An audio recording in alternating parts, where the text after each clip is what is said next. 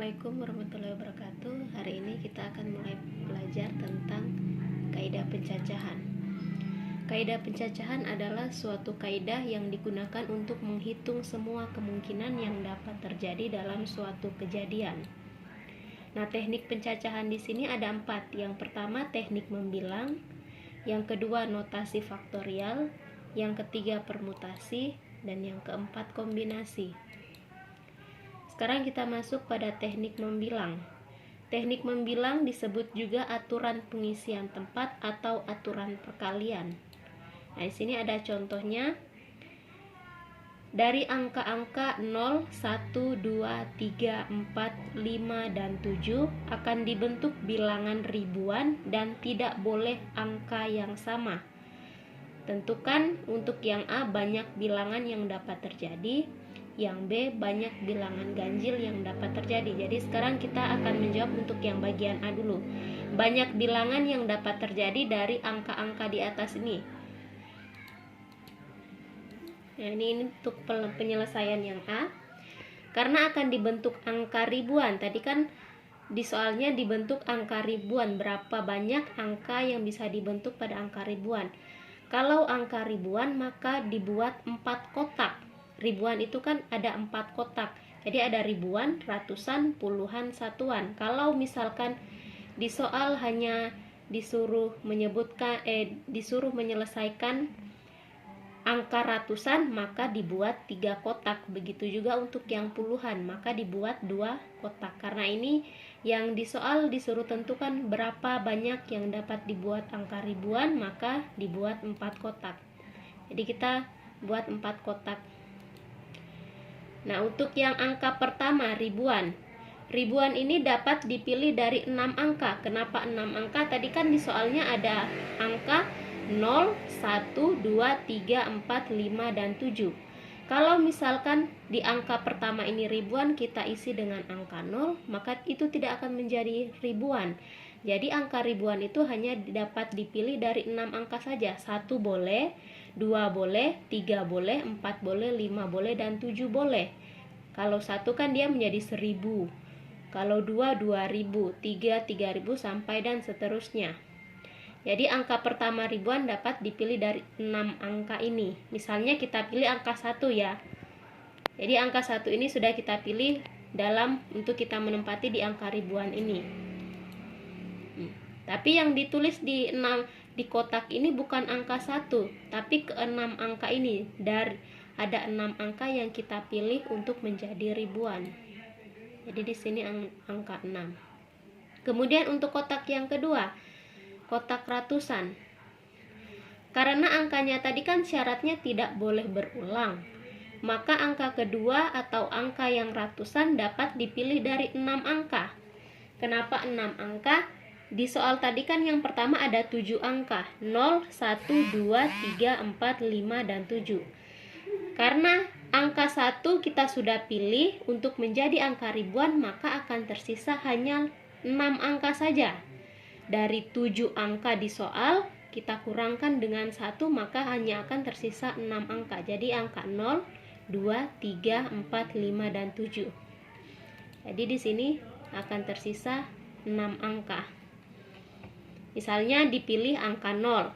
Jadi sudah kita pilih angka 1 dan angka 0, ada 2 angka. Untuk yang ketiga, angka ketiga misalnya puluhan, atau angka ketiga itu kan puluhan, dapat dipilih dari 5 angka. Kenapa 5 angka? Yang ratusan tadi kan ada 6 angka. Kita sudah pilih angka 0, maka akan tersisa hanya akan ada 5 angka saja untuk yang menempati puluhan.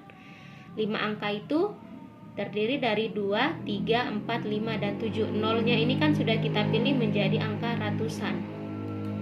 Jadi ada 5 angka untuk yang menempati puluhan. Untuk yang puluhan misalnya kita pilih angka 2. Kemudian angka yang keempat, satuan. Nah, lihat lagi untuk yang puluhan. Puluhan tadi ada 5 angka. 5 angka kita sudah pilih angka 2, maka dikurang 1, 5 dikurang 1, maka akan tersisa hanya ada 4 angka. 4 angka itu yaitu 3, 4, 5, dan 7. Maka di sini ada 4 angka yang bisa kita jadikan satuan. Kalau sudah dapat, maka kita kalikan. Banyak bilangan yang terjadi, kita kalikan. 6 dikali 6 dikali 5 dikali 4, maka hasilnya 720. Jadi ada 720 bilangan yang dapat terjadi untuk kalau kita membentuk angka ribuan. Kemudian lanjut untuk yang B. Yang B tadi kan kita akan membentuk berapa bilangan yang dapat dibentuk jika terdiri dari angka ganjil. Karena tetap angka, kita akan membentuk angka ribuan, maka dibuat 4 kotak lagi. Syaratnya tadi kan berapa bilangan ganjil yang dapat terjadi. Bilangan ganjil itu terjadi jika satuannya merupakan angka ganjil. Jadi kita cari dulu untuk yang satuannya. Angka ganjil dari yang di soal tadi kan, di soal tadi angkanya ada 0, 1, 2, 3, 5, dan 7. Nah, angka ganjil dari soal di sini hanya terdiri dari 1, 3, 5, dan 7. Hanya ada 4 angka. Maka di sini kita satuannya kita taruh 4 angka. Nah, dari 4 angka 1 misalnya kita pilih angka 1. Sekarang angka ribuan. Angka ribuan dapat dipilih dari 6 angka. Kenapa 6 angka? Karena di soal tadi kan ada 7 angka, sedangkan angka 1 yang di sini sudah kita pilih menjadi angka satuan. Maka akan tersisa 6 angka. 6 angka tersebut yaitu 0, satunya sudah tidak ada karena 1 tuh langsung taruh di sini toh. 0, 2, 3, 4, 5, dan 7. Jadi di sini akan ada 6 angka yang bisa kita isi untuk ribuan.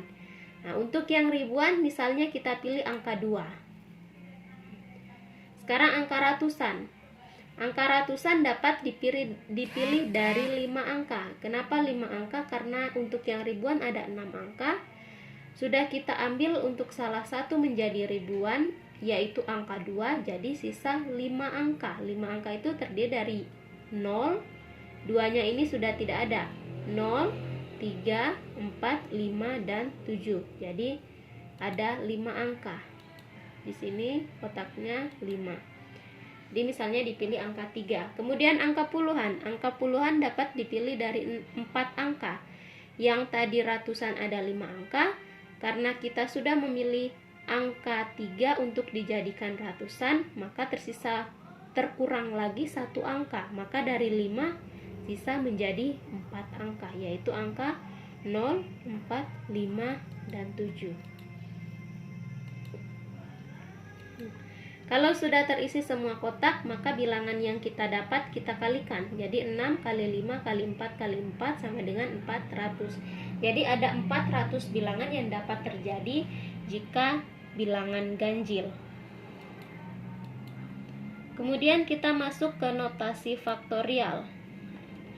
Misalkan n bilangan asli, n tanda seru ini dinamakan faktorial, n faktorial. Jadi ini lambang untuk faktorial. Ini bacanya n faktorial.